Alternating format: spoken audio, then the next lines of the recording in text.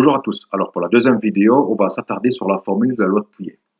Comme on a vu sur la première vidéo, la loi de Pouillet, elle se définit comme ceci. Donc pour calculer la résistance d'un conducteur électrique, il faut connaître sa résistivité, donc qui dépend aussi de la nature du matériau, hein, symbolisé par la lettre ρ ici. Et il faut connaître aussi les caractéristiques de ce conducteur, qui se définit par sa longueur et par sa section. Donc pour la résistance du conducteur électrique, c'est un peu comme la loi d'Ohm. Ça se symbolise par la lettre R pour la résistance, et l'unité c'est l'ohm, symbolisé par la lettre oméga. Pour le ρ, donc la résistivité du matériau, ça se symbolise aussi par une autre lettre grecque, qui est le ρ, qui s'écrit comme ça. Et l'unité du ρ est le ohm mètre, symbolisé par la lettre oméga et le mètre.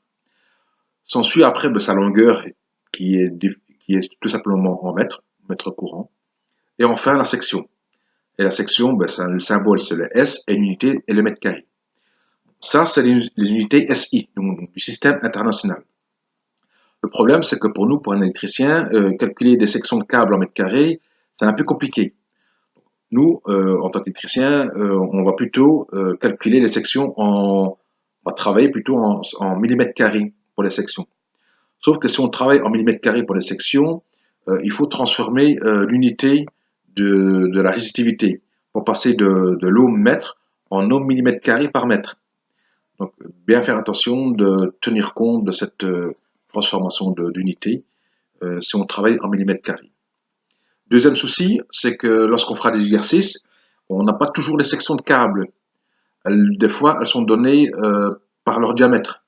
Donc, dans ce cas-là, il faut travailler avec une autre formule, il faut connaître une autre formule et la maîtriser. C'est que pour calculer une section, en partant de son diamètre, il faut prendre ce diamètre et le mettre au carré, multiplier par pi et diviser le tout par 4.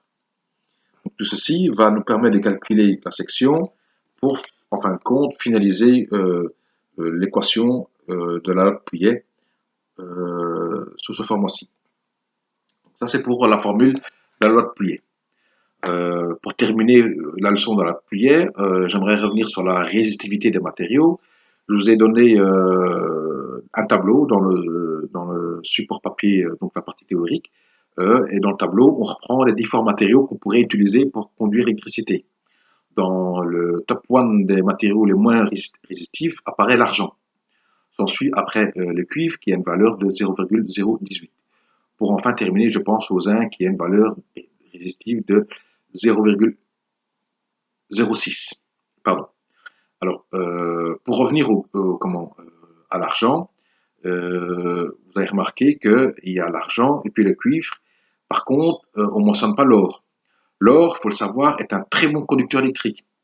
Il a une valeur de 0,022. Le problème, c'est que aussi bien l'argent que l'or, ils sont extrêmement coûteux. Donc, il faut les utiliser avec parcimonie. Donc, ces deux conducteurs peuvent être utilisés, mais comme je vous l'ai dit, comme ils sont très coûteux, on va plutôt les utiliser dans les hautes technologies pour faire, par exemple, des cartes, des circuits imprimés.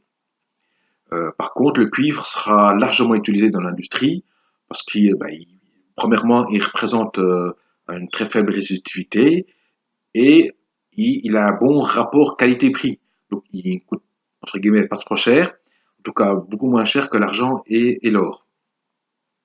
Ça, c'est pour la résistivité. Voilà. Et ici, je termine la leçon sur la Pouillet. J'aimerais vous remercier de participer à ce projet de pédagogie inversée. Je vous invite vivement à bien lire et relire la matière théorique pour qu'on puisse, dès la semaine prochaine, dès lundi qui suit, attaquer la partie exercice.